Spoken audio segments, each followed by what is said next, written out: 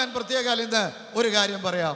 മനുഷ്യൻ അപ്പനെയും അമ്മയും വിട്ട് ഭാര്യയോട് പറ്റിച്ചേരും, അവർ ഇരുവരും ഒരു ദേഹമായി തീരും.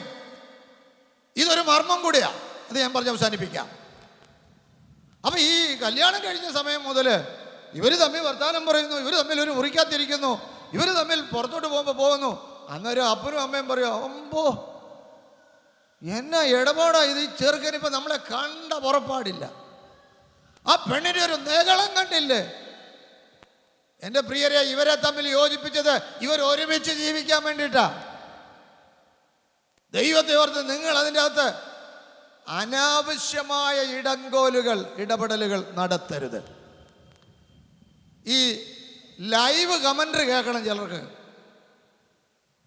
ഭാര്യ വീട്ടിലെയോ ഭർത്താവിൻ്റെ ചെറുക്കന്മാരങ്ങനെ ഒന്നും പറയത്തില്ല. പെണ്ണുങ്ങളുടെ വീട്ടിൽ നിന്നാണ് കാരണം കൂടുതൽ ചോദിക്കാൻ സാധ്യത.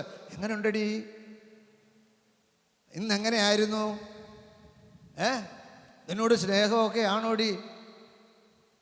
ഒരു വീട്ടിലോട്ട് വന്നതിൻ്റെ പിറ്റേ ദിവസം ഇതൊക്കെ ചോദിച്ചാൽ ഇതിനൊക്കെ വില 10-50 വർഷമായിട്ട് ഇതുവരെ ആ ആളുകളെ പഠിക്കാൻ പറ്റിയിട്ടില്ലാത്ത ആളുകളാണ് നമ്മളെല്ലാം. അന്നേരം 3 ദിവസം കഴിഞ്ഞപ്പോൾ എങ്ങനെ ഉണ്ടെന്ന് ചോദിക്കുന്നത്. 3 ദിവസമല്ല 3 മാസം കഴിഞ്ഞാലും കാര്യങ്ങൾക്ക് ഒരു തീർപ്പും ഉണ്ടാകാൻ പോകുന്നില്ല. കാര്യം എല്ലാം ഒന്ന് ആ വീട്ടിലെ കാര്യങ്ങളൊന്ന് ഗ്രഹം പിടിച്ചും ഒക്കെ വരണമെങ്കിൽ കുറേ സമയം പിടിക്കുമെന്ന്. അതുവരെ വെയിറ്റ് ചെയ്യണം. അവർ പറയുന്നതിനെല്ലാം മറുപടി പറഞ്ഞ് അവരെ പ്രോത്സാഹിപ്പിക്കാനൊന്നും തുടങ്ങരുത്. കുടുംബജീവിതത്തിൻ്റെ ഭദ്രതയെക്കുറിച്ചും വേറൊരു അന്യഭവനത്തിൽ ചെന്നാൽ സ്വന്തം ഭവനമായി കാണേണ്ടതിനെക്കുറിച്ചും ഒക്കെ അവർക്ക് നല്ല ധാരണ കൊടുക്കണം. അല്ലാതെ 3-ാം പക്കം മാറി താമസിക്കുന്നതിനെ കുറിച്ചുള്ള ആലോചന അല്ല പറഞ്ഞു കൊടുക്കേണ്ടത്. കുടുംബമായിട്ടൊക്കെ ഒരുമിച്ച് പാർക്കുന്നത് അനുഗ്രഹമാണ്. അങ്ങനെയുള്ള കൂടുമ്പോൾ ഇമ്പമെന്നാണ് കുടുംബം എന്ന് പറയുന്നത് തന്നെ. നിങ്ങൾ ഇവിടെ ഇരിക്കുന്ന പല കുടുംബങ്ങളോട് ചോദിക്കാം, കുടുംബം ഇമ്പമാണോ? അയ്യോ, പുള്ളിക്കാരൻ വരുന്നെന്ന് കേൾക്കുമ്പോൾ തന്നെ പിള്ളേരോടും. അതുവരെ ചുമ്മാ ഇരുന്ന ഭാര്യ എഴുന്നേറ്റ് വേറെ വഴിക്ക് പോകും. ചില ആളുകളുണ്ട് നോക്കുന്നത് മുഴുവൻ കുറ്റം. മുറ്റം തൂത്തത് ശരിയായില്ല, പാത്രം കഴിയത് ശരിയായില്ല, അല്ല ചാപ്പാട് ഉണ്ടാക്കിയത് ശരിയായില്ല, അത് കൂടി ഇത് കുറഞ്ഞു എന്ന് വേണ്ട. എന്നാ ഈ ഷെഫ് പഠിച്ചു വന്നിരിക്കുകയാണോ? എല്ലാവരും ഇങ്ങനെയൊക്കെയാണ്. പക്ഷേ പെൺകുഞ്ഞുങ്ങളുള്ളവർ പ്രത്യേകം ശ്രദ്ധിക്കണം. അവരെ പാചകം കൂടെ പഠിപ്പിക്കണം. കൊച്ചു പഠിക്കുക എന്ന് പറഞ്ഞ് പൊത്തം കൊണ്ട് അകത്ത് കയറി നടക്കുന്നില്ല. വന്ന് പാത്രം കഴിയണമെന്ന് പറയണം. എന്തെങ്കിലും കൂട്ടാനുണ്ടാക്കുന്ന സമയത്ത് അരിഞ്ഞ് അവരെ കൊണ്ട് അരിയിപ്പിക്കണം. കുഞ്ഞിൻ്റെ കൈ മുറിയൊന്നും പറഞ്ഞ് അമ്മ മാറ്റിയിരുത്തല്ലേ. കാര്യം എന്നാണെന്നറിയോ? നാളെ ഒരു വീട്ടിലോട്ട് ചെന്ന് കയറിക്കഴിഞ്ഞാൽ വേണ്ട, വീട്ടിലോട്ട് അല്ലെങ്കിൽ അവർ ഭാര്യ ഭർത്താക്കന്മാർ ഒരുമിച്ച് ജീവിക്കുമ്പോൾ തന്നെ വല്ല വായി വെച്ച് കഴിക്കണ്ടേ?